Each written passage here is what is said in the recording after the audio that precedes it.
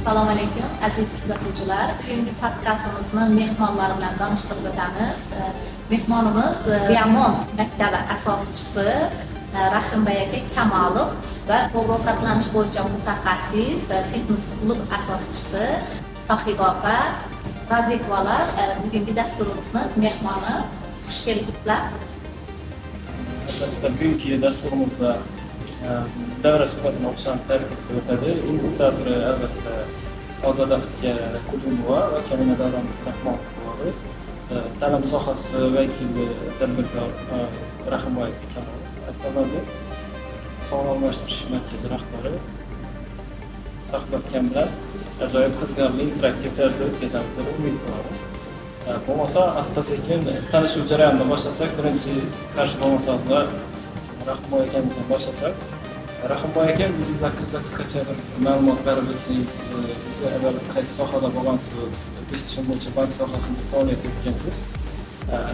Keyin ta'lim sohasini o'tishingizda nima sababchi bo'lgan va asosiy qiziqishlaringiz nimadan iborat bo'lgan? Shular haqida qisqacha aytib o'tsangiz. Aytganimizdek, biz asosiy faoliyatimizda bank faoliyatidan boshlaganmiz. Ta'lim sohasidan shikayat kelgansiz desangiz, biz 2019-2018 yilda bog'chalarni maktabgacha ta'lim vazirligi tomonidan xususiy bog'chalarni tashkil qilish bo'yicha dastur qilingan. Bizning iqtisod bog'chasi qarori sog'liq xususiy bog'chalar tashkil qilish bo'yicha. Shu masalada Bank bilan Savdogar bank Xorazmda kurator vakil sifatida qatnashdik.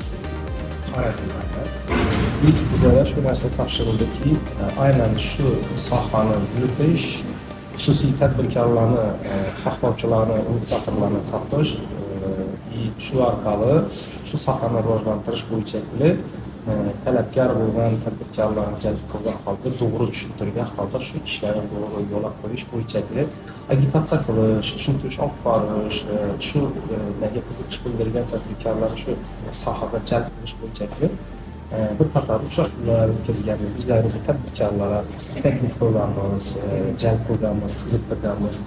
Shu bo'ldiki, shu jarayonda shu ichine shunday darajada kirib ketdikki, bora hamma ta'sir joylarini, og'riqli joylarini ko'rib, nega rivojlantirish kerak, nima qilinishi kerak, novo'y ishlatish mumkin va hokazo shu narsalarni o'rganish jarayonida shu sohaga qiziqish uyg'ondi. O'zimiz ham shu og'riqli yillari albatta hammadan farzandlar, shu jumladan o'zlarimizdan farzandlik bo'lgandan keyin albatta hammani qiziqtiradi, sifatli ta'lim berish, sifatli bog'chalar berish, sifatli maktablar berish.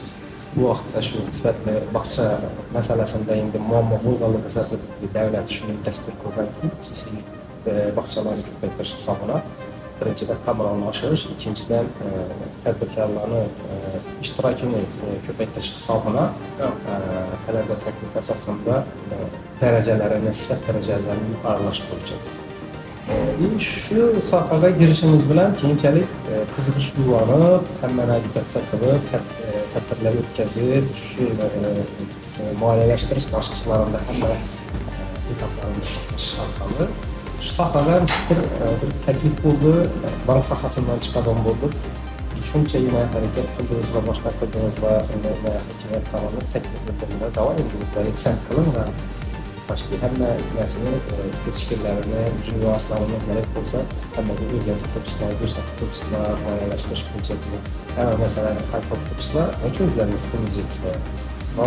Ma'lum misol uchun tadbirkorlar qo'yganlar degan taklif bo'lib, shu yillardan so'ng yana daramizda iltimos etganmiz boshlanma bo'lsa, tadbirkorlarga yili borganligini qaror chiqarib, boshqa qilib shu bilan bo'lib yillarini tayyorlab, so'ng shu narsani boshlaganmiz. Shu muammolar joylarini shu to'liq qilib, chiroyli qilib, praktikada shu faqat teoriyada ish bo'lishi kerak emas, haqiqatdan praktikada yaxshi bog'cha tashkil qilish masalalarida hayotdan bir ko'rsatib beraylik degan bir maqsadni o'zimizga qo'yganmizda shundan ish boshlaganmiz. Bugungi kunda menimcha muvaffaqiyatli ishlab turibdi desak taxmin bo'lmaydi. Ancha natijalarga yuqorilar, yaxshi maktablarni tayyorlab kurslarni tayyorlov kurslar orqali maktabda bolalarni tarbiyalik darajasini ularni fikrlash darajalarini, turmush qabiliyatlarini o'stirgan holda bir sifatli qilib maktabda yetishtirib chiqartirganlarni bunaqa bugungi ancha bozorda o'z o'rnini topganda hozir yurtimiz kirganda o'sha markazda o'quv markazida maktab o'qiydi, maktab. Baribir boshqacha atmosfera seziladi. O'sha maktablar ustolar ishlab turibdi, ta'mirlash ishlab turibdi. Qachon ochilishnasi belgilangan sanasi? Endi ochilishimiz xudo xolasa sentyabrdan ochilishimiz уже tez shu kunlarda rejalashtirib bugungi belgilashni sentyabrgacha bo'lib o'tadi. Hozir eng asosiy mebellarimizni bugunga yaqin kirib kelsa, xudo xolasa ochilishni bugunni e'lon qilamiz. Instagramda,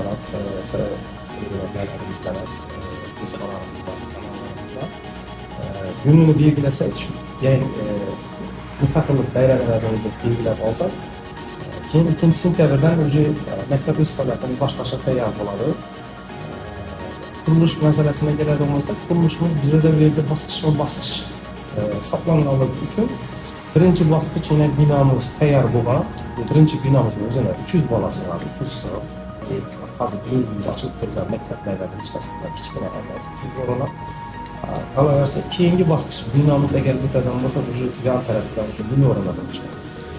Hozir bizda baribir 300 o'rinli qamrab olish imkoniyatimiz birdan bo'lmaganligi sababli bu sekin bosqich o'z ketaveradi. Bizada ishimizni to'xtatib, faoliyatimizni to'xtatib qolishimiz sababli nasib yo'q. Bo'lmasa keldi ishtirokchi bilan sog'lomlashtirish markazi rahbari shu sohaga kirib kelishingizda aynan nima sabab bo'lgan va hozirgi kundagi masalan sog'lomlashtirish markazidagi jarayonlar qanday bo'ldi, qanday yutuqlarga erishishlar aytib o'tsangiz, keyingi kelajakdagi rejalar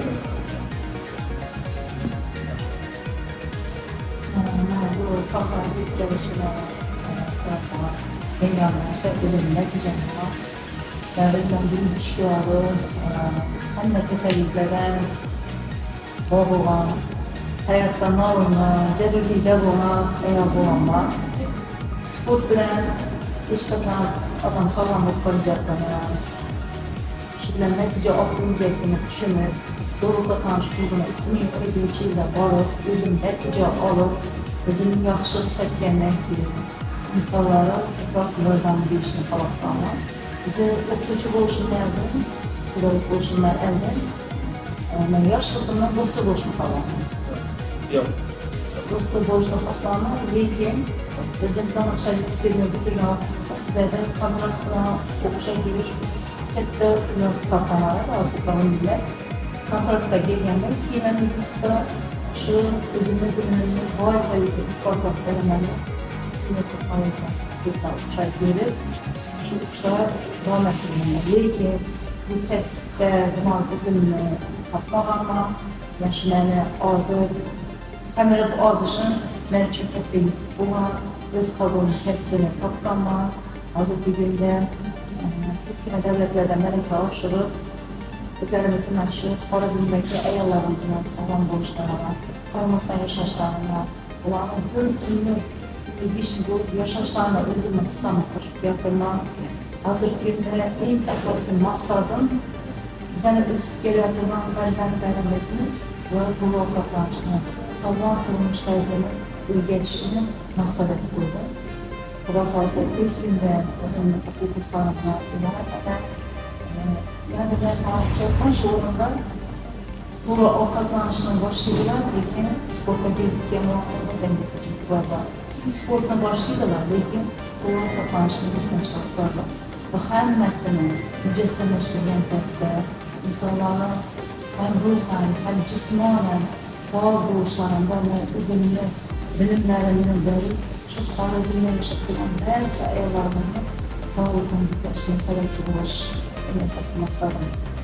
Qolaversa, o'sib-yotgan farzandlarimizni hozirgi kunda hamma farzandlarimiz hozir yashab ketgan, ular holsiz, ular kuntikda mana shunday. Ularni asosiy yagona yechimi faqatgina to'g'ri ovqatlanish, sportda bilaman. Agar to'g'ri ovqatlanishdan sportdan shug'ullanib har bir o'smir yoshdagi o'smir bor, bizlar shu avlodimiz shu narsa reyatsa, ularda fikrlash, ularda o'sish, bizdan yanada Zamakhshariylar, Alisher Navoiylar, Boburiylar yetishib chiqardi qo'ydilar. Fitness bo'yicha bir savol beraman. Fitness klublara ayollardan qatnaydi. Katta ko'pchiligi o'zlari 5 kilo, 10 kilo vazn olib bo'lgandan keyin tashlab yetadilar. Bunga nima sabab bo'lishi mumkin? Nima uchun shu natijani olib chiqdi?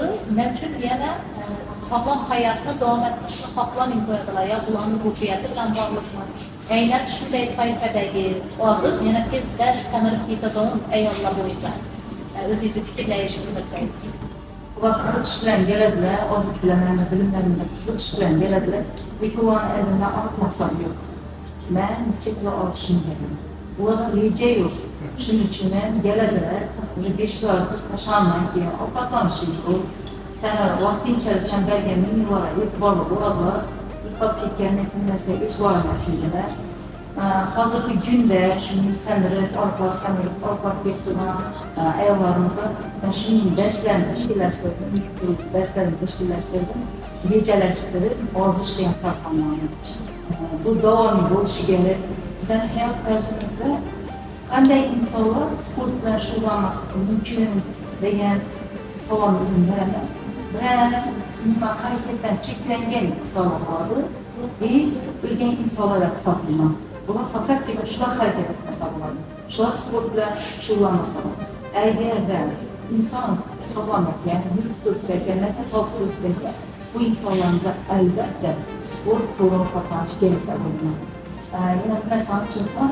Agar mening bo'lmagan bu hozirgina hammamiz uchun davom etishimiz kerak sportni degan savollarni bu ko'plab turib, bizlardan insonlar yashagan ularda trenajyorni zali, yogalar, yana bir narsalar bo'lmagan degan gaplanadi. Mini fitness klublar bo'lmagan degan gaplanadi. Nima chiqib turgan, daryo chiqib ishlab turgan insonlarimizga ular harakatdan chetlashib qolgan hamma bo'sh vaqtini internetda o'tkazib, bo'sh vaqtini sport zallarida insonlar o'zini yoqqan sport bilan shug'ullansa, bizlardan yanada sog'lom fikrli bo'ladi. Bizlarni avlodlarimizga yaxshi bilim beradigan analar ko'payadi. Davron aka haqiqatdan ham e'tibor olib qarasak, oldinlari oddiy bir televizorni qo'yish uchun borib o'zimni to'pladirgan kanallarni to'laydik. Hozir necha kun turibdi, uyda o'tirgan yerda bir knopkada televizorni bosib turibmiz, uyda o'tirganda bir knopkada mashinani bosib yoqib turibmiz, harakat qilmayapmiz. Hozir oddiy svetni yoqib o'chirish ham kerak bo'lsa, aynan pultda o'tib ketdi. Bu zamon texnologiyalar rivojlanishini plus va minus tomonlarida aynan shuni aytsak bo'ladi ekan. Aynan minuslari shu bizadagi harakatlarni kamaytirgani. Ko'proq men yana ijtimoiy tarmoqlar ham bog'lagan bo'lar edim. Ijtimoiy tarmoqlardan haqiqatdan telefon bilan dirbat bo'lib ketganmiz. Avval bizada telefonlarni yo'q payti, sim telefonlar payti biza kitob o'qishga ko'proq urg'u berganmiz. Bo'sh vaqtimiz bo'lsa biza kitob o'qiydik. Bizlar ham 86-yil bo'lganimizda bizning davrimizdan kitob o'qish anchagina edi. Hozir kitob o'qish ham shu uchun bir chetda surilib qolgan. O'qisam elektron Instagramdan kitob o'qib, bugungi kunda yoshlarimizni prezidentimiz aytganidek telefon tarbiyalab qo'ymoqda, ijtimoiy tarmoqlar tarbiyalab qo'ymoqda deb turibdi. Aynan shunday bo'lib turibdi. Endi ta'lim jarayonida Rahimboy akaga savol bermoqchiman. Nima uchun hozir bugungi kunda aynan kitob o'qish pasayib ketdi? Buni o'qituvchilarimiz aybdormi, ota-onalarimiz aybdormi, zamon aybdormi dedik, yo zamon muhit aybdormi? Ve bolalarimizni qanday qilib biza yana kitob o'qishga qiziqtirsak bo'ladi, qanday qilib ularni telefondan cheklasak bo'ladi. Endi bu bo'yicha bahs munozaralar juda ko'p. bu yerda aynan yoki ota-onalarni, yoki o'qituvchilarni, yoki bolalarni ayblab, yoki ijtimoiy tarmoqlarni ayblab bo'lmaydi. Bu yerda doimiy hammasini o'zina yarasha ta'sir qiluvchi faktorlari bor. Shu sababli bu yerda aynan bir sababda qarashimiz noto'g'ri hisoblanadi. Kim uchundir misol uchun ota-onasi e'tibor bermagan bo'lsa, kim uchundir muhiti, kim uchundir maktabini sharoiti misol uchun bo'lishi mumkin. Kim uchundir bolani o'zida qiziqish bo'lmasligi mumkin. Sababi bolada bir narsa borda, agar bolada boshlang'ich sinflarda kitobni o'qish, tez o'qishlar bo'lganda bilsangiz, boshlang'ich sinflarda tez o'qish qiladi, minutda o'qitadilar, boshqa qiladilar. Shu narsalarda yosh vaqtimdan o'qishga sal slabi bo'lgan bo'lsa, o'qishga qiziqishi so'nadi bola. Yaxshi o'qib, uni mazmunini, strategiyasini tushunib bilmagandan keyin men bu narsani bilmay ekan degan o'zimda psixologik tushunib bilgan shakllanadiki, bola qiziqishi so'nib o'qishni yomon ko'rib qoladi. Shuning uchun eng asosiy narsa biza bolalarga har xil boshqa bir narsalarni o'rgatmasdan birinchi navbatda kitobni o'qishni, endi kitob emas bu yerda, prosta to'g'ri o'qishni o'qishni o'rgatishimiz kerak. Bu bazaviy bilim hisoblanadi, eng asosiy narsadan. Chunki katta hali odamlardan ko'pchilik misol uchun kitob o'qish katta bir qiyinchilik tug'diradi ko'pchiliklarga. Shuning uchun bu hayotimizni bir qismini aylanish uchun bir kitobdan aytadi-ku, yaxshi vaqtimizda o'rgatganlar kitob do'sting bo'lishi kerak, kitob bilan do'stlashish kerak degan narsani aytadilar. Masalan, men shu narsani avvallari bunchalik mazmunni bundan boshqacha chaqmas edim. Shundan hozir misol uchun aradan vaqt o'tib, yillar davomida kitob o'qib, shu narsani tushundimki, do'stim degani nima desa, misol uchun do'stim bilan suhbatlashib o'tirib charchasan odam. Endi soatlardan suhbatlashib, bir ko'ngildan bir dardlashib o'tirishing. Shuning uchun agar kitobni do'stingga aylantirsang, xuddi do'sting bilan gaplashib o'tirgandek shu kitobni do'stingga aytsang, ko'p maslahatlar olasan ekan kitobdan. Shu narsani o'zimda sinagim bor. Lekin buni bir asosiy sababi bor. Asosiy qiyinchilik joyi bor desam to'g'ri bo'ladi. Kitobni to'g'ri o'qishni o'zini texnologiyasi bor. Metodikasi bor. Shu metodikasini tez qaratish deb ataladi. Tez o'qish o'zining metodologiyasi bor. Shu narsani o'zlashtirmasdan turib kitob o'qishga qiziqish qilinmaydi. Sababi fikrlash darajangiz tez bo'lsa-da, agar o'qish tezligingiz sekinroq bo'lsa, miya shuning bir qavarli narsaki, ayyor narsaki, tez boshqa fikrlari sakrab xayolini boshqa joylarga ketib qoladi.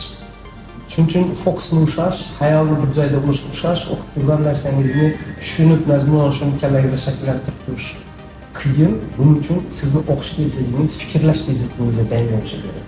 Buning uchun tezlikni oshirish kerak. Agar o'qish tezligingiz sekin bo'lib, fikrlashingiz sekinroq bo'ladigan bo'lsa, ana shu yerda o'rtadagi razlitsada o'qishingiz uzoqqa bormaydi. Zerikasiz, fikrlaringiz har xil taraflarga sakrab, xayollaringiz boshqa narsalarga ketib qoladi. Shuning uchun bu yerda biza maktabda aynan shu narsaga hozir urg'u bermoqchimiz. Aynan bolalarga shu to'g'ri o'qish san'atini boshlang'ich sinflarda eng asosiy o'rgatishimiz kerak bo'lgan narsa birinchidan shu narsa. Keyin qolaversa, qiziqtirish uchun ota-onalar ham ko'proq yordam kerak bo'ladi bu yerda. Ota-onalar ham har xil hozirgi kundagi Android misol uchun ekranli, katta ekranli internetga ulangan telefonlarni berish to'g'ri emas deb hisoblanadi. Hali o'chirib aloqada ancha bahs munozaralar qilsak to'g'riroq bo'ladi. Shuning uchun ota-onalar ham har xil telefonlarni bermasdan ma'lum bir ma'noda cheklashi kerak. Ijtimoiy tarmoqlardan, har xil o'yinlardan, chunki bu har xil o'yinlar ham, ijtimoiy tarmoqlar ham shuning tuzilganki, juda kuchli mutaxassislar, psixologlar tomonidan o'ylab chiqilgan. Miyani ishlash faoliyatini o'rgangan holda neyrobiologlar, neyrobiologlar orqali shu miya necha ishlashidan kelib chiqib, shunga qarab reelslarim, sekundlarim, fokusni necha minut ushlashini qarab shakllantirganki, bolalar o'sha qisqa efirda kichkina sekundlarda fokusni ushlab turadigan narsaga tez o'rganib qoladilar. Uzoq vaqt davom etadigan, uzoq dolgi dopamin deb aytiladi. uzoq vaqtda erishiladi o'rnida familiyaviy ma'noni olib bilmaydilar. Shuning uchun kitob o'qish uji zerikarli bo'lib qoladi. Shuning uchun ota-onalar ham bu yerda yordami kerak bo'ladi. Keyin qolaversa maktabdan shunga motivatsiya berilishi kerak. Qiziqtirilishi kerak. Har xil misol uchun musobaqalar o'tkazilishi kerak. Undan nechikdir bir ma'noda bog'lar rag'bat olib bilishi kerak. Jo'y o'zlari bir his qilgan darajada. Shu narsani tashkillashtirsa, menimcha hamma tomonlama aynan hozir aytib o'tdilar. Men qilib mashqlar qilgan vaqtimizdan bir vaqt o'zimda ham mashq qilish kerak, ham dietalar rioya qilish kerak, hammasini bir vaqtda qilish kerak deganni.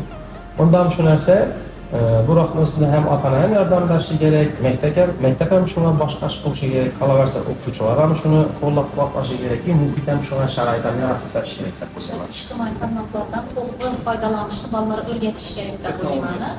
Aynan zara doğru demeyerek bizden vaqtimizda bir dana ma'lumotni olish uchun butun kutubxonani tutib, kitoblarni ochib, her kitobdan bizlarga kerak bo'lgan kichkina insightlarni olib chiqish uchun qancha vaqtimiz ketib qoladi. Hozir shakar ChatGPT degan vajagidamizdan bir insight yozib berdiymiz, bizlarga insightni berib turdik. Bu bilan bizlarga balkim yalqovlikni etkazib chiqargan sabablar ham bo'lishi mumkin. Va sizni savolingizni davomi sifatida sahifamga bitta savol beraman. Bolalarni faqat o'qitavergan bilan, to'g'ri yo'lga solavergan bilan ularni to'g'ri ovqatlanishi, tartibli hayotni praktikaga o'tkazishni ham menimcha to'g'rilash kerak deb o'ylayman. Bunga nechta qaraysiz? Doğru savol verdiniz. Hozirgi kunda men o'zimning maqsadim shu maktabda birinchi klasslardan boshlang'ich sinflardan o'quvchilarda hozirdan to'g'ri ovqatlanishni, sog'lom turmush tarzini shakllantirish kerak deb o'ylayman. Nima deganda ota-onalarni tarbiyalab turib, lekin o'quvchilarni tarbiyalab turamiz. Bulara agar men o'zim shunday shaxsiy fikr bildiraman, hozirgi kunda tarbiya darslari bo'lib turibdi. Shu tarbiya darslarini albatta chuqurroq aytib, sog'lom turmush tarzini, to'g'ri ovqatlanishni berish kerak deb o'ylayman. Bizlar agar farzandlarimiz to'g'ri ovqatlanmasak, ular jismoniy harakat qilmasak, ularda oldidan qarab harakatlanishi yo'q. Masalan, uyda yo'lga boy bilan ovqatlanib yeb keladilar. Balki bunlarning maktabidan uyum bo'lmas. Masalan, yo'lga o'tirib shu azon bilan u yo'ldan yedirib beradilar. Lekin u bola darsga borib qabul qilinmaydi. Nima uchun deganda uni organizmda yetarli darajada bo'lgan oqsillar va kaliy bo'lgan uyumlar yo'q masalan. Shuning uchun darsga qabul qiladi. Hem yine girişte erkek başlığı yok ota-onalarımızda ko'proq mana shu sog'lom turmush tarzini ko'proq tarbiyalatishimiz kerak. Bizlarning yurtimiz yanada rivojlanishi uchun, yanada bilimli insonlar yetishi uchun, ana shu insonlar, shu buyuk insonlar bo'lib yetishi uchun mana shundan hozirgi maqsad yosh avlodni to'g'ri ovqatlanishni turmush tarzi bilan tarbiyalash. Maktabimizda saqlayotgan tez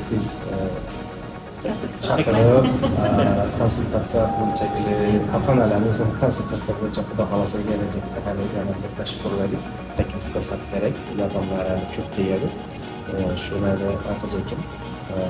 Buni o'rgatib ko'rsatib to'g'ri ovqatlanish bo'yicha o'zimlar shu narsaga rioya qilaman. To'g'ri ovqatlanishda haftada 5 yil to'g'ri ovqatlanish, sport, shunga o'xshagan narsalarga e'tibor berib o'qib qo'yganman. Shu sohada misol uchun 4 yil oshgan bo'lsa, odam 4 yil institutda o'tsa diplom oladi. Farmoni yo'nalishda mutaxassis bo'ladi. Shu aytajakdan mana shu oxirgi 4-5 yilda o'sha o'rganib turgan narsalari boshqa diplomlik darajaga egalligida batsam ish bo'lmaydi. Sog'lom ovqatlanish bo'yicha bu narsalarni o'zimlarga kiritib o'taman. Shuning uchun bolalarni kim bo'ladi deb hisoblayotgan alohida o'rin tutadi to'g'ri ovqatlanishi. Hozirda shu gluten, beloki, misol uchun tuxum yeyishi ko'pchilikni bolalar ota-onalar e'tiborlariga tuxum tarkibida insonni hayoti uchun zarur bo'lgan barcha elementlar mavjud. Oqsil, kalin degan modda borki, miyasi uchun, bola uchun o'ta muhim hisoblanadi.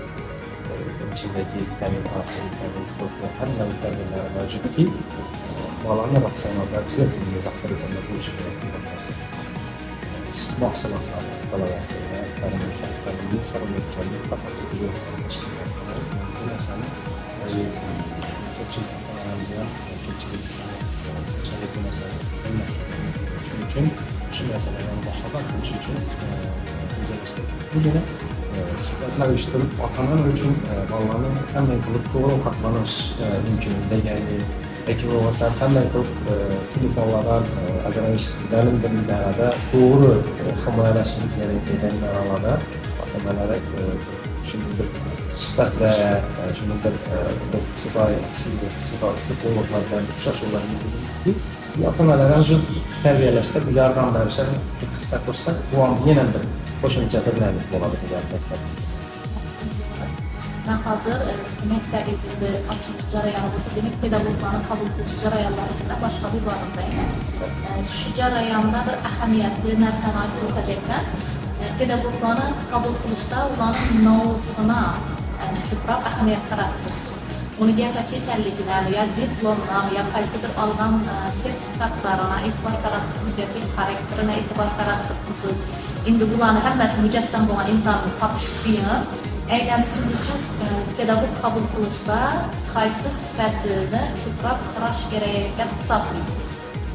Endi o'zingiz sanab o'tganingizdek o'qituvchilardan misollarni sifatlari judayam muhim, juda ko'p. Sanasak hozir keyin spesifik ro'yxatimiz uzun bo'lib keladi. Hamma talablarni qo'ysak o'qituvchi topolmay qolamiz. Shuning uchun bularni ozgina bir ma'lum bir ma'noda qisqartirgan holda eng asosiylarini qarab turib holda olamiz deb hozir rejalashtirganmiz. Asosiysi bizda o'qituvchilarni muvozanatlarimiz bolalarni birinchi navbatda yaxshi bo'lishi kerak. Bolalar bilan ishlashga ochiq bo'lishi kerak. Chunki o'zini kasbini sevmagan inson hech qachon shu kasbini mutaxassisi eng yuqori darajaga olib chiqish darajasi imkoniyati bo'lmaydi. Shuning uchun birinchi navbatda kasbini sevishi, bolalar bilan ishlashga xayrixoh bo'lishi, bolalarni yaxshi ko'rishi kerak bo'ladi. Birinchi masala. Bog'chamizdan shu narsa asosiy. Ikkinchi masala da bo'lishi mumkin tajribasi bo'lmasligi. Lekin agar ba'zi bilimlarni ko'p bo'lib, yaxshi o'qigan bo'lib, yoshlikda ilmga bo'lgan salohiyati kuchli bo'lgan bo'lsa, lekin o'qitib hali bunchalik ko'p bo'lmagan bo'lsa, tarbiyalab olish, uni qalbga tushirish bu shuning uchun ham maktabda ham tizimga tushadi tez. Metodistimiz bo'ladi, birda zavodchimiz bo'ladi, direktorimiz bo'ladi, tez qalbga tushirib, necha o'tish kerakligi, boshqa tez qalbga tushirib olamiz. Masala bo'lmaydi.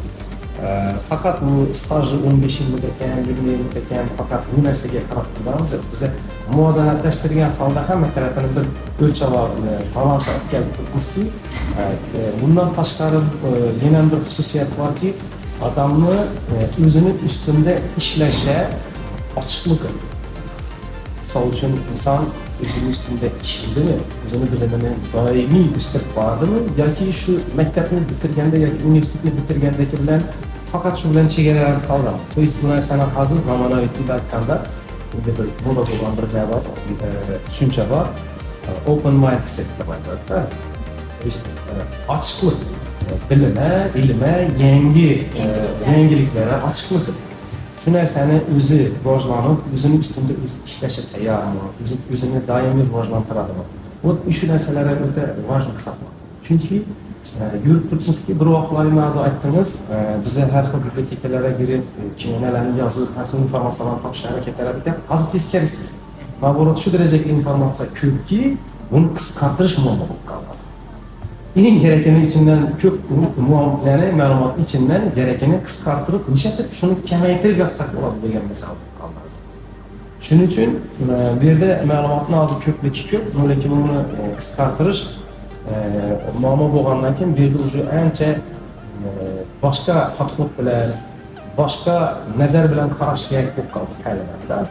Ilgari o'quvchilar hamma ma'lumotga ega bo'lib turib, o'quvchilarga maksimal berish bo'lgan bo'lsa, hozir bugungi kunda bu narsa emas. O'qituvchilar bugungi kunda o'quvchilar uchun ma'lumotlar bazasi bu xizmat qilishi kerak emas. Siz знающий, как xuddi hozirgi ChatGPT vazifasini bajarishi kerak emas. Bugün ular podxod ucu təlimdə ucu o'zgaryapti. Hozir bugungi kunda o'qituvchilar shu ma'lumotlarni, ko'p ma'lumotlarning ichida o'zine gerekeni topib bilishi, shuni qayta tahlil qilib bilishi, shuni qayta taqsimlab o'zine gerekeni ajratib olib bilishi, o'rgatishini o'zi asosiy nuqtasi. Aslında texnologiya rivojlandi, hamma imkoniyatlar bor deb turibmiz. Nima uchundir, hammalar yengillashgandan bizda vaqt qisqarib ketgan. Ya mana shuni tuyularni sizlar yaxshi bilingmi? Evvel sıra günümüz o'tmaydigan, hamma narsaga ulguradigan bo'lsak, hozir uyimizda mashina bo'lishi mumkin. Kirlarni kir mashina turibdi, pilososlar uylarni tozalab turibdi, hech kim sizga ishlatmaydi. Lekin bizda vaqt yetishmovchiligi bo'lib qolganini ko'ribdi. Aynan vaqt masalasini bayqajakman. Sahibatga agar hozir siz 18 yoshli sahiba, o'zingiz 18 yoshda taklif qilganingizda, bugungi yoshlarga qaysi maslahatni bergan bo'lardingiz? Qaysi xatoliklarni, nimalarni qilmasinlar? Endi 18 hozirgi oyingiz bilan 18 yoshdagi oyingizni yoki 18 yoshli insonlarga qanday maslahatlarni bergan bo'lardingiz? O'zimda o'ylanib qaragandan muvaffaqiyatga erishgan ko'pchilik insonlarni hayoti bilan qiziqib ko'rgan. Masalan, hozirgi kunda Ronaldo desa hamma da'vodir. Ronaldo desa hamma biladi. Bizning yoshimizdan katta insonlar ichida hamma biladi. Muvaffaqiyatga erishishdan, masalan, o'zlarimiz hozirgi kundagi muvaffaqiyatga erishdik, lekin shu muvaffaqiyatga erishish yo'llari nima ekan desa, birinchi aytganimizdek muvozanatlashgan ovqatimiz, harakatimiz, bilimimiz. Qaysidir bir insonni ko'rdingizmi, siz muvaffaqiyatga erishgan insonni, siz ekanligini. Ular shuni hayotini tuzatgan vaqtida bir narsaga e'tibor berdim, ular hayotini rejalashtiradi, kunini rejalashtiradi. Agar men 18 yoshimda qaytgan vaqtimda hozirgi kun bilim olgan bo'lsam, har bir günimni rejalashtirgan bo'lardim. Nasab tursa vaqt o'tib ketib boryapti. Demak, rejasizlik uchun rejasizlik uchun men ustozim aytgan, hozir shu yerdan aytdim, men o'zim ustozim bor. Ana shu bilasizlar, mentorlik bo'yicha hozir Xorazmda shu. Aytgan fikretga bir kuningizni yozib keling, 24 soatingizni yozib keling. 24 soatingizni faqat 8 soatini uxlab qo'ying dedim. İşinizin neçə saatini işinizə başlab kəsbinizin degan vaqtimda mən o'ylab qarasam bizada vaqtim ko'paygan, lekin kerakmaydigan, bizlar muhim bo'lmagan informatsiyalarga o'zlarimiz vaqtimiz sarflayapmiz. Ben hozirgi kunda mana shu yosh avlodlarga agar shu imkoniyat bergan vaqtimda, bu miyangizning energiyasini kerakmaydigan narsalarga sarflamayman. 10 minut işletken miyangizning energiyasini 3 soat uxlab buldirish kerak.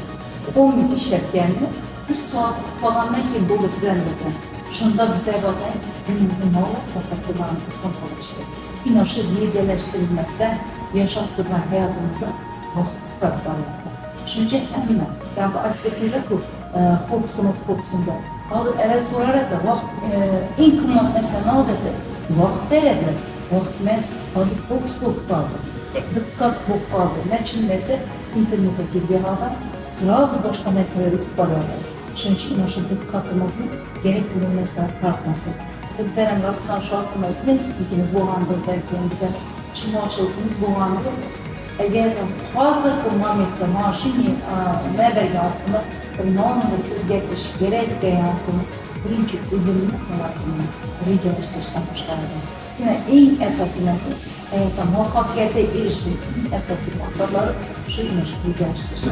Gadjetlar, kompyuter texnologiyasi bu narsalar insonlar diqqatini jalb etadi. Massiv informatsiya, ya'ni ma'lumot avvalgi qarab juda ko'payib ketdi. Har xil soha bo'lishi mumkin. Masalan, maktab o'quvchilari bo'laman, talaba bo'laman, yoshli insonlar bo'laman.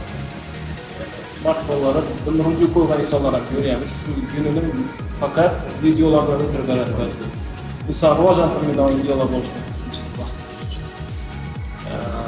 Shu narsa uchun bizlarda o'zi umuman O'rta Osiyoda texnologiya hech qanday ishlab chiqilmagan. Masalan, kimdir telefon ishlatish texnologiyasini 30 minut ishlatish mumkin, 15 minut ishlatish mumkin, kitob o'qish mumkin.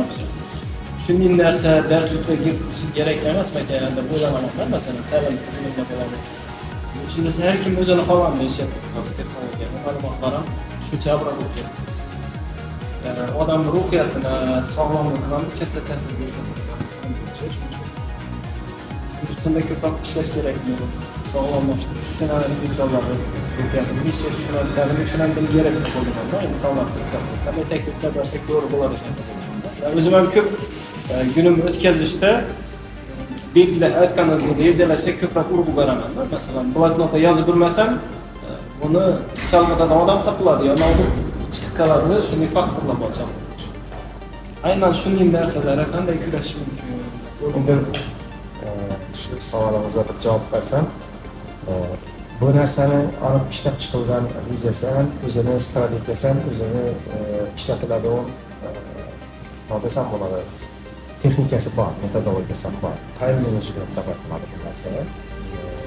Time management bo'yicha Brian Tracy'ning zo'r kitoblari bor. Shu bo'yicha bir tanishib ko'rsangiz, time management bo'yicha vaqtni to'g'ri taqsimlash, to'g'ri navbajarish bunchaki foydalanish va hokazo hamma narsalar o'rgatilgan.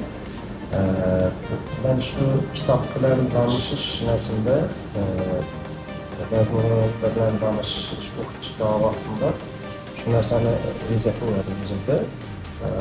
Bu narsani maktab dasturuna bir kiritish kerak ekan degan narsani tanlab o'tirganman. Hozir xohlasan yana ishlaymiz boshlayapmiz. Faqat time management bizda aloqada shunday bir dars qo'yamizki, bu yerda time management bo'ladi.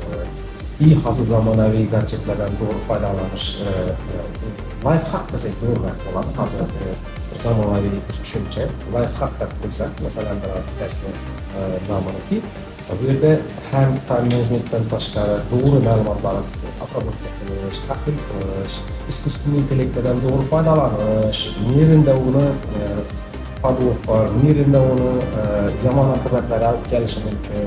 Misol uchun, undan tashqari yana to'g'ri ovqatlanish bo'yicha, undan tashqari sportni hayotimizdagi muhim bir bo'yicha va hokazo shunga o'xshagan hayotiy важный ma'lumotlarni, darslarni, shu darsida bolalarga motivatsiya ko'rinishida bu ishni men saqlayotgan o'xshagan o'z kasbini ustalarini taklif qilgan holda shular bilan birgalikda bir uchrashuvlar belgilab o'tkazishni o'zlarimizdan reja qilib olganman. Va xolosa bu narsani maktab boshlagandan keyin bir boshlab bersak ko'rasizlar, hali kuzatib boshlamizlar, qani Instagram sahifalarimizni qo'yib ko'rsatib beramiz. Alohida rejalar tuzib qo'yibmiz. Time management bo'yicha plan qilish mumkin, liderstvo bo'yicha plan qilish mumkin. Dunyoda yaratilgan texnikalar, metodologiyalar juda ham ko'p. Kitoblar shunday darajada ko'pki, hamma narsani o'rganib, hamma narsani joriy qilib hayotimizni yengillashtirishimiz, osonlashtirishimiz mumkin. Faqat fokusni yana göre yo'naltirishimiz kerak. Bizning hozir fokuslarimiz har kimniki har narsada bo'lib qolgan, kerakli bo'lgan narsalarda bo'lib qolgan.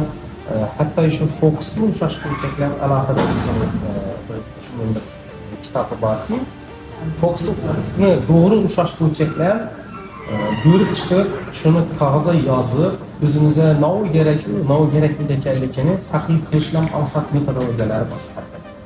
Buni albatta bolalar bilan shaxsiy rivojlanish darslarimizda albatta o'rgatib boramiz. Arzimda bir savol tug'ildi. Siz tadbirkorsiz, lekin hozir aynan ta'lim tizimida faoliyat yuritasiz-ku. Ta'limda faoliyat yuritgan insonlar odatda bu topshiriqda tadbirkorlik, ta'lim sohasini vakili bo'lgani uchun bir savol beraman. O'zi ta'limni tanlagan odam o'zi odatda u ta'limdan tadbirkorlik etish, menimcha ham qiyin masala va bu to'g'ri emas degan masalada bilaman. Chunki siz bu yerda muvozanatni ushlashni bilishingiz kerak-ku. Faqat hozir pul o'qib bersangiz, tadbirkorlikka o'qib bersangiz, ta'lim tushib ketadi. Faqat ta'lim o'qib bersangiz, tadbirkorlikka tushib ketadi. Shuni nishab balansa qo'yishni rejalashtirgansiz. Qanday qilib uni balansa qo'yasiz? Endi balansa qo'yish degan narsangiz har bir narsani tanlaqidan gapirishgan. Tanlaqdan keyin qolgan qismi ularni tadbirkorning foydasi bo'ladi. Bu oddiy qoida. biror bir narsani qilish uchun ham, biror bir narsani olib kelib sotish uchun ham, ishlab chiqarish uchun ham ma'lum bir miqdorda unga sarf xarajat ishlatiladi. Sarf xarajatdan keyin uni tanlafi kelib chiqadi, keyin ustiga qo'yilgan marjasi uchun hisobidan son foyda kelib chiqadi. Bu yerda shu asosiysi marjani kelishib ortiqcha qo'yavermaslik muvozanati bor faqat. Bari bilan ko'nikishgan masalasi bor-da. Shuning uchun bu me'yorni endi me'yor uchun ham birinchi navbatda hech qaysi tadbirkor o'z xohishi bilan xohlagan narxni qo'yib sababi hamma sohada yetarlicha konkurensiya bor, raqobat bor. Raqobat bu narsani qilishga hech izn bermaydi. Shu sababli bu narsani qilishimiz mumkinki, hech qaysi tadbirkor o'z qonuni osmoniy narxlarni belgilab qo'yadi. Faqat ayrim monopoliya nalarini hisobga olmasak, masalan, допустим, yuqori marjaga ega bo'ladi, shuning bir yangi yaratilgan know-howlar borki, ularda marjinalist yuqori bo'ladi. Shuning uchun boshqa sohalarda hammasida raqobat yetarli, u narxlarning ketishi, u chelishuvlarning ketishi reallikdan yuqori uzoqroq. Sababi baribir ton narximizdan kelib chiqqan holda ish tutamiz. Aytajakim, narxlar nima hisobiga shakllanadi desangiz, albatta bu ta'lim saqlangan o'qituvchilar uchun saqlangan oyliklarga kelib chiqishi, ta'lim uchun rejalashtirilgan muhitni, sharoitni yaratish bilan bog'liq. Qolaversa shu kompaniyasini sifati bilan bog'liq. Misol uchun qarim bo'lganda 1000 so'm bo'yadi, 50 so'm bo'yadi, 100 so'm bo'yadi. Lekin ularning orasida muvozanat bor. Muvozanat deganimiz to'g'ri aytib turibsiz, sog'lom ovqatlanishda biz aslında duman çok xarajatimiz yo'q. Lekin uni bilish kerak просто to'g'ri ekanligini, organizm uchun zarur bo'lgan narsalarni. Ustoy uglevodlar, bistri uglevodlardan saqlangan holda kaloriyalarni, aqsillarni to'g'ri qabul qilib, to'g'ri xarajat qilsak, narxlarni bittalarmasa bo'ladi. Aytajak bu yerda tadbirkor asosiysi maqsadi nima ekanligi yerda. Eng muhim. Ha, bu yerda hamma narsa prosta maqsad emas, odamni oliy maqsadi bor.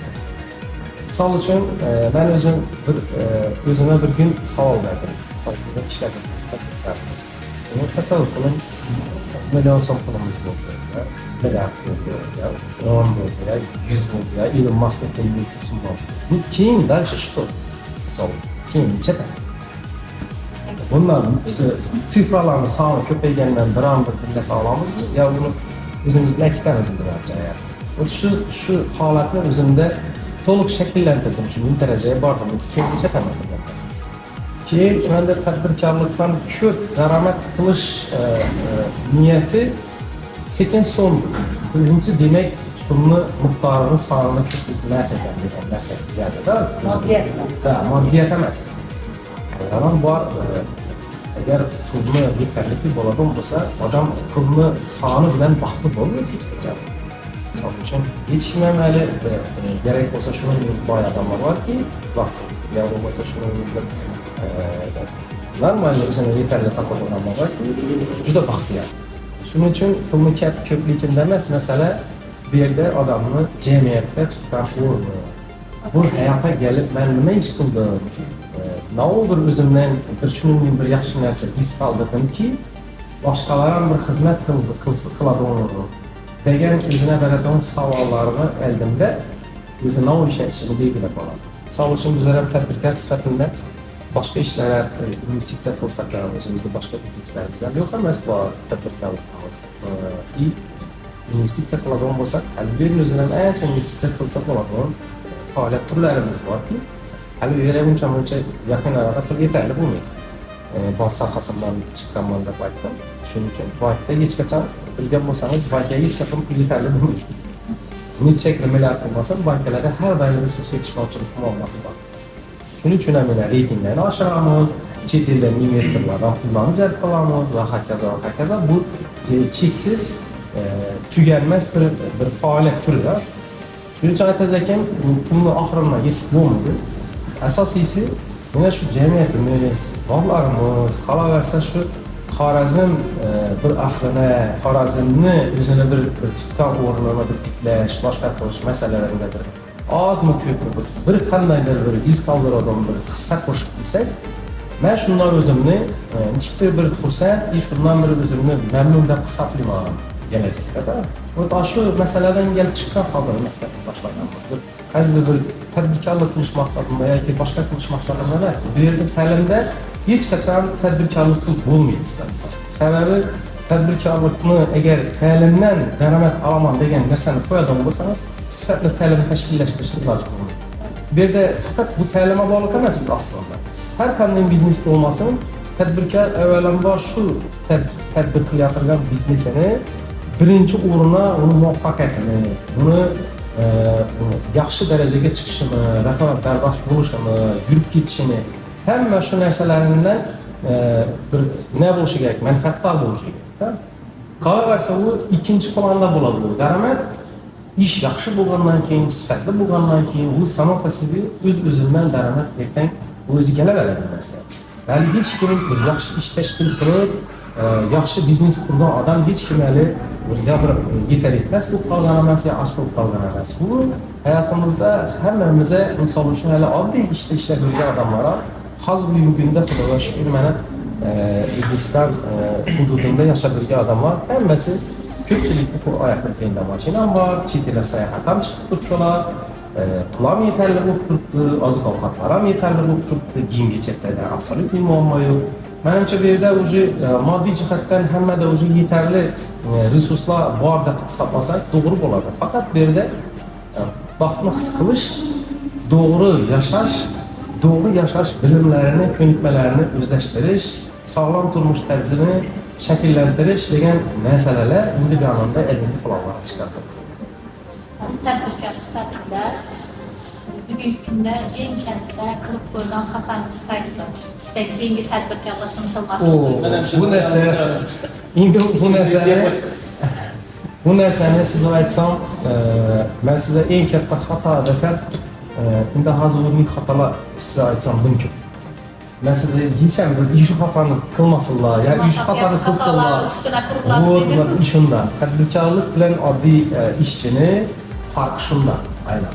Bize hatta mana her gün xato qilamiz.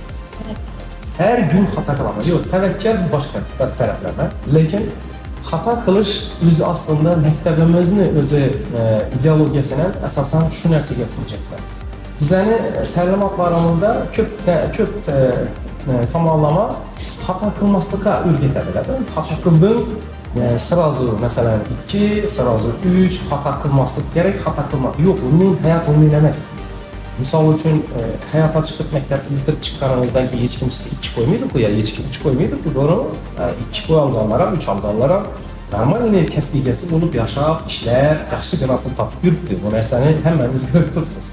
Shuning uchun bu yerda xato deb emas, bu yerda har bir xatomizdan to'g'ri xulosa chiqarib, shu xatoni kelajakda bo'lmasligini oldini olish muhim.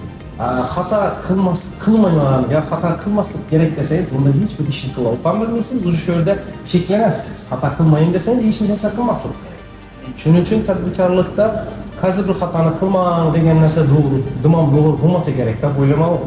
Bilsangiz ham shuncha narsani yana har kun shu xatolarni qilaverasiz. Odamlarda adashasiz, bir narsani tanlashda adashasiz, vaqtida adashasiz. Bu yerda shunday faktorlar ko'pki, xato qilmaslikni umuman iloji yo'q. Shuning uchun men aytayotganim, nazorat xato ko'plar. Qilinglar, xatolarning ustida o'rganinglar, nechaki darajada ko'p xato qilsa, shunchaki odamni malakasi oshadi, o'qit oshadi. Bizlar ham malakamiz, o'qitimiz oshib turgani shu xatolarimiz hisoblanadi. Nechaki ko'p xato qilsa, bolalardan shu masala ertangi tarbiyamizda. Nechaki ko'p xato qilsalar, shunchaki o'rganadilar.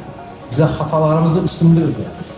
Xatolar uning nechta bir negativ ma'noda qarashni o'zi menimcha to'g'ri emas.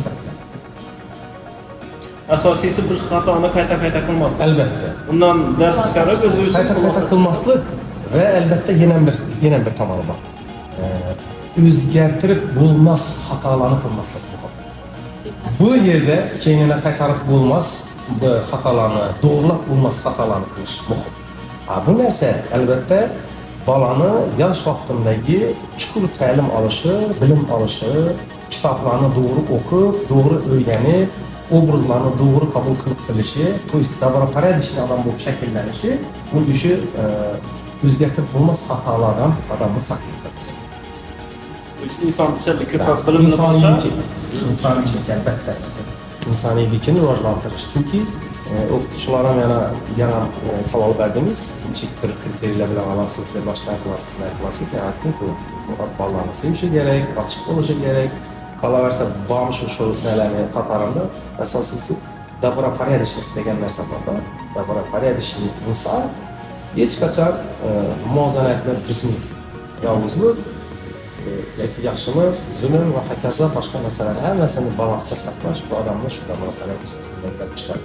To есть yoshligimda shu ko'nglimga solingan, bu qadamlar ezgulik, mehr misol uchun yaxshi misollar, adabiyotlarda bu narsalarni misol uchun hozir biz bolalarimizni matematikani güçletib o'rgatib, kompyuter programmalarini güçlü o'rgatishimiz mumkin.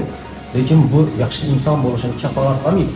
Shuning uchun ham maktabimizning programmasida shu narsalarni nazarda tutganmizki, avvalo ularni inson qilib adabiyot bilan tarbiyalashimiz kerak. Bolalarimizni misol uchun güçlü zo'r bo'ladigan hakerlarga yaratadiganlardan olar. Bu bilimlari faqat yovuzlik uchun, insonlarni yig'latish uchun, çok tushirish uchun ishlasanlar bilimlar.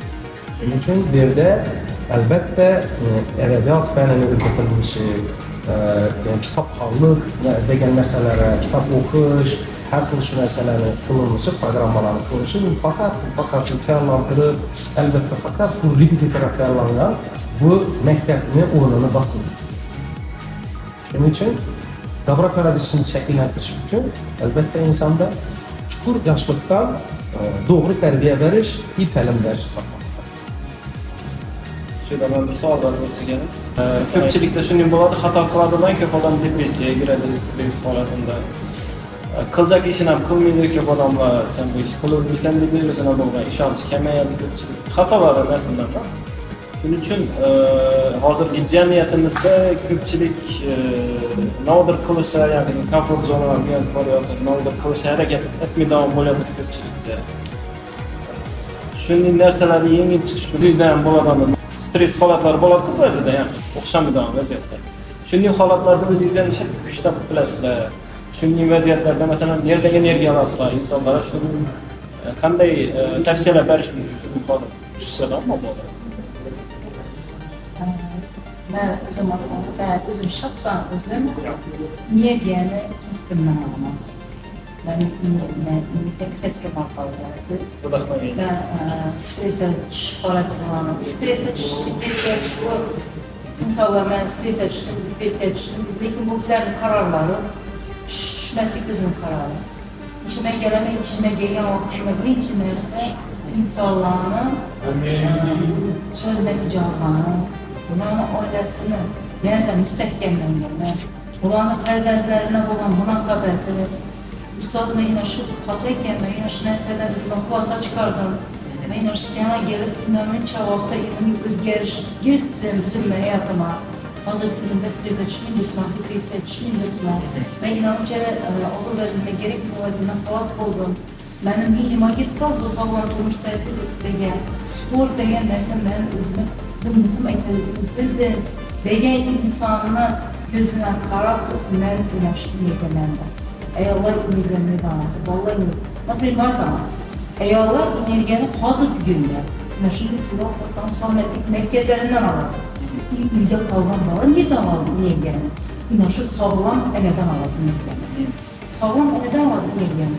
Shuning uchun ham mana hozirgi kundagi vaqt shuni jon berib boqaman. Bu bolalarimiz uyda boqib, urushgan ota-onani ko'rmasin, uni ishni bo'lgan ota-onani ko'rsin. Annelerimizin üstünde okusun, ben bir tamam var. Evet, ben sertifikatım bu adet esrarlı ata-onalarını göremem. Lakin şu ailede stresi birlikte bağlı. Bizler birinci naşı, yani üyeye aladığım memreyeniz zor boşu geldi. İlmi boşu geldi. Tutak kamasını geldi, özünün üstünde işleş geldi. Ben 2017'den var, hazırki güne çevirip toptalsız okuyman. Ne için maksadımın bir tane üzerine cemiyetimiz rivojlanışı geldi. Yine de rivojlanan insanlar çıkışı gerek. Ne için ona Musk bir insanlar çıkan, Ronaldo diye insanlar çıkan, yine şu için mesela Aydın'a, Jakarta'dan olsa, Tarikat'tan olsa, zaman şeyler çık. Neçə hazır çıxması gerek. Və inaşı birinci növbətdə bizəni, balalarımızı energiya aldığıncayı zor oluşu gerek. Mənbəyi. Mənbəyi zor oluşu gerek. Energiya aldığınca, əgər ilimli bağlamızsa, fərzəndlərin çıxdaqan ilimli. Çünki valla ben kötü nərsəm kütməyimiz, birinci ata-nələrdən bir tanesi üzümlər. Şimdi ölüman, üzümlər şəxsən fikir. Ama derdim adam bilmesin, bilmesiyle şu adama eğer kişiler burada oturmalı hem de kımmakta böyledir. Peki fazla bugün sərflət duran ama gerekli o meseleleri sərflət duranlar hazır ama kötü insanlar maddiyetlə elinde koyuyorlar. Maddiyetlə altına uğraştırdık. Üzüne de, ilime de sərfləsə üzerinden zor nəticələr çıxartırlar. Aynı esası ayollarni ilmli qilish kerak. Sababi har bir muvaffaqiyatli erkakning orqasida uni ilmi bo'lgan ayol turadi. E'tibor etib qarasangizlar, birorta muvaffaqiyatga erishgan ayolni xotini bir oddiy uy bekasi emas. Eri bilan yonma-yon turib, va erini suyanchiq bo'lib biladigan ayollarnigina eri muvaffaqiyatli bo'ladi. Qo'shimcha qilsak edim, energiyani nerdan olamiz? Meni fikrimchaki, inson energiyani hamisha o'zini yaxshi ko'rgan insonlardan oladi. Avvalambor oilasidan, farzandlaridan, xalos atrofidagi do'stlaridan, yaqin insonlaridan, ustozlaridan.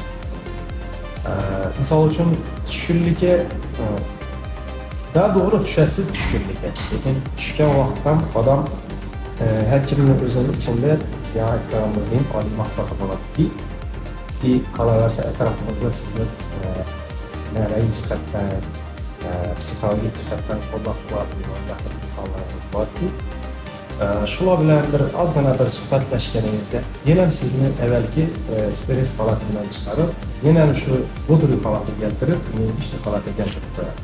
Shuning uchun albatta bu yerda sizni atrofingizdagi eng yaqin insonlarimiz, oilangiz, yaxshi ko'rgan insonlarimiz, do'stlarimiz va muhim rol o'ynaydigan hisoblayman. Qolaversa odamni oliy maqsadi bo'ladigan bo'lsa, hech qachon tushkunlikka tushib, bu ishi o'xshamagan vaqtdan, muammo bo'lgan vaqtdan tadbirkorlik bir ansat narsa emas. Hamma tadbirkor bu narsani biladi. Har qanday to'sqinlarga uchragan vaqtda, har qanday tushkunlikka tushgan vaqtdan, stressga tushib ish bo'lmadi, yana bo'lmaydi degan vaqtdan yana qayta turaverish uchun yana aytganimizdek energiya kerak. Buning uchun oliy maqsadni hech qachon unutmaslik kerak. Bu oliy maqsadni unutmagan holda shunda yana energiya keladi, yana shu to'xtada turib, yana turib yiqilsam, yana turib, yana dalshi ketaverish uchun kuch topish kerak. Pozitiv insonlarni o'rni katta bo'lsa keraksa, o'rda Pozitiv, optimistik yondashuv. Bu ma'lum bir vaqt baribir hammada bo'lib oladi tushkunlik, hammada stress bo'ladi. Bu asosiy chiqib qilishdir. Bolaga men misol uchun yurgan vaqtimda ko'ramiz, necha marta yiqiladi. Lekin men yiqildim, endi turmayman, yurmayman deydi. Men ham turadi, yurib yiqiladi, men ham turadi, yurib yiqiladi. Shu har bir inson agar shu kichkina chaqaloqning boladek holatimda bo'lsa, yıkıldım yanım kayta dalışıyla neçe mert yıkılsam yanım dalışı yugurib ketadigan darajada turishni bilsa gene muvaffaqiyat albatta erishadi. Yana savol, qiziqtirgan bir savol bor edi. Masalan, jamiyatimizda ko'p insonlarda shuni stereotip borku, endi bo'ldi mana vaqtimda, endi bilim ololmayman, biza qiziqmaymiz, bilimi foydasi yo'q jamiyatda. Shunday insonlarga nima deyish mumkin? Masalan, kitob o'qi desangiz, lekin shu inson tadbirkor bo'lishi mumkin, yaxshi pul topishi mumkin. Masalan, bilim saviyasini rivojlantirishni istamaydi. Xuddiki moddiyatim bor, ular qolgani uchun zarur emas, yo boshqa narsa emas deb o'ylaydi. Shunday insonlar masalan jamiyatda ko'pligini ba'zida ko'ramiz. Shunday insonlarga nelar berish mumkin? Maslahat. Bu mesele chuqur masalada hisoblayman. Individual bo'lishi kerak. Ko'p gaplash. Endi istamagan odamni istatish nomidir. Bu qiyin mushkul masala. Avvalambor har bir insonni o'zini nima desam bo'ladi, kallasida shakllangan ideologiyasi, fikrlari, bir mentaliteti, bir nima desam bo'ladi, dunyoqarashidan kelib chiqadi bu narsalardan hammasi. Misol uchun ayrim odamlar plankani uzoqroq oladi. Ayrim odamlar bu nima shu narsaga yetadi deydi. Ayrim odamlar misol uchun o'rtacha, ayrim odamlar yuqori. bu narsani har kimda haqqi bor. Bizda misol uchun hozir chiqayotgan maktablar yoki bizdan zamoqchilar chiqmagan boshqa chiqmadi. Balki biza to'anchani sal sekin pastroqdan olib turgandirmiz. Lekin mo'ljalni sal pastroqdan olib turgandirmiz deganda. Mo'ljalda misol uchun maktabimizni ideologiyasida shu narsa ham bor asosiy sabab. Bize bağlanı özüne eldinde oliy maqsad qo'yishni o'rgatishimiz kerak. Sen ne bo'lishni xohlaysan? Ichib bo'lishni. Bu birinchi masala. Chunki harakatlanish nuqtasi ana shunga qarab belgilanadi. Bu A noktadan bu noktaga Bu A noktada turibdi. Bu nuqtasini belgilab olmasa, xuddi bu har xil harakatni bir trayektoriyaga tashlamagan suzib yurgan nima bilan poputniy ветер bilan suzib yurganga misol bor-da. Bir manzili yo'q-da. Yo'l xaritasi yo'q. Shuning uchun maqsadini, oliy maqsadini, hayotdagi o'rnini tushunib yetishi inson sifatini bu muhim. Balki biz shu narsani jamiyatimizda balki unutib qo'ygandirmiz. Har bir inson hayotini faqat ulayish, o'sish, universitetga girish, bitkazib, yaxshi ishga joylashib, mashina olib, uy olib, bolali chaqali bo'lib, ularni to'yini qilish. Shu bilan programma tugaydi. No, lekin afsuski, meni programmamni o'rnatmayapsiz. Chunki bundan ham yuqori oliy maqsadlar borki, bizani qolaversa shu balki tadbirkorlikdan boshqadan bo'ldi sen yana o'qiyeceksan, yana yüksek pul topacaksan degan ma'noda emas. Prosta maqsadlarimiz shu yuqori olinganki, yana balki harakatlanishga yana ancha yana harakatlanishga bo'lgan. Aslında şu an qo'shimcha yetishakmi? Oliy maqsadi doğrusunda yana olib oliy maqsad bo'yicha yurganimiz, hozirgi yoshlardan maqsadimiz nima deb savollarni maqsadi faqat qanaqadir yani aytgandek moddiyatga qaratilgan. Mashinam bo'lsa, uyim bo'lsa, yana bir narsa. Agar haqiqiy ilmni biza olgan farzanddan yetishtiradigan bo'lsa, ularning maqsadi moddiyat bo'lmaydi. To'g'ri, yaxshi mashina olgan chekasa, uning ham haddan tashqari bundan chekasa biz o'sha maqsadga aytgandek bo'ldi, shu yergalikchasini. Buna yana da güçlü borçlarla yana gelip kıymet atalım. İlim güçlü borçlu gerek. Yani akran değil, mektebine avrası şunun borçlu gerek. Muhit zor borçlu gerek. Hazır günde gelip bize iniş mektebini gördük, hazır danışmıştık. İçindeki bu reçelerden danıştık. Kuda kalırsa bu mektepten hakika aytkanımızda yenile yetişmişlerin Yetik şahslar. Yetik insanlar. Maksadımızdan esasen şu. Hayatımıza şu evvelki şu Xorazmiylar nesini evvelki abroyunu qaytarish meselesi gelecek. Şu maksat programımız. Ajoyib. Bo'lmasa shurda yakuniy so'zlarni aytib o'tsak, biza ko'p ishtirokchilarimiz aytadi. Shu intervyu jarayonida aytish istagan so'zlaringiz bo'lsa, masalan, aytish kerak bo'lgan so'zlar bo'lsa, aytib o'tsangiz fikrlaringiz. Savol bermagan. Agar shuni savol berganda men shu javob beralarimda ichingizda qolib Savol bo'lmadi. Aytilmishi kerak bo'lgan fikrlarimiz juda ko'p. Bularni bir dana podkast bilan yakunlab bo'lmaydi. Fikrlarni hozir bir vajni eshitsam, ikkinchi vaj eshitsam, uchinchi vaj fikrlarimizda fikrimizga kelib turibdi. Buni oxiriyami yo'q, soatlab gaplashishimiz mumkin, soatlab so'zlashimiz mumkin har qanday temada, har qanday masalada. Bu jarayon bir murakkab jarayon, hayot bir nodasal murakkab jarayonki, biz aslında bir doğru narsalar o'zi, xato narsalar o'zi yo'qlar. Falsafa shunday.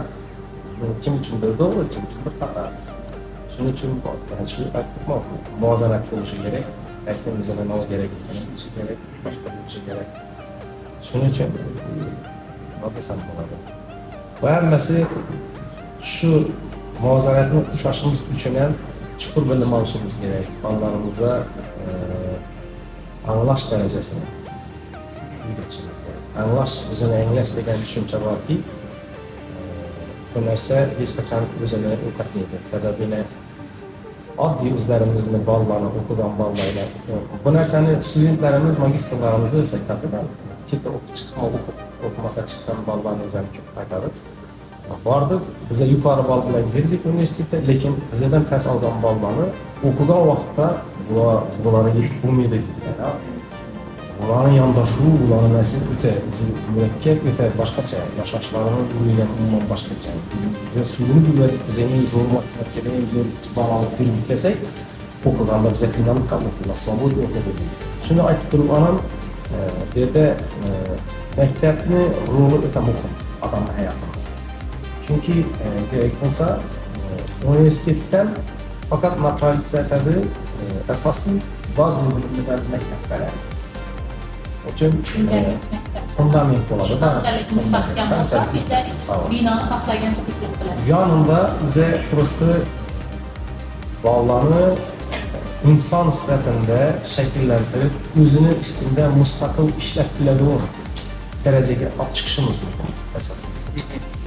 Özünün üstünde işlep bilediği degenimiz, yani misal için okuşunu bitirdiğimiz birisi okuyucu iskim, hikaye miydi, sökmeydi, başka bir miydi.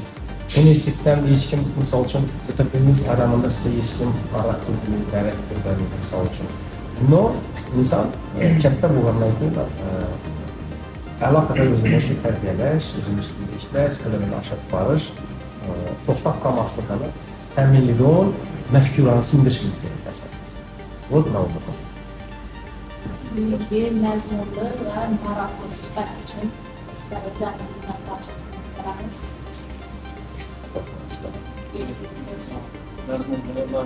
Ajoyib interaktiv suhbat bo'ldi. Shunga vaqtingizni ayaming tashrif buyurganligingiz uchun kattakon rahmat sizlarga. Xudo xolasa keyingi dasturlarimizda bunday qizlar bor. Ajoyib darslar, Rahmat sizlarga katta. Salomat bo'ling.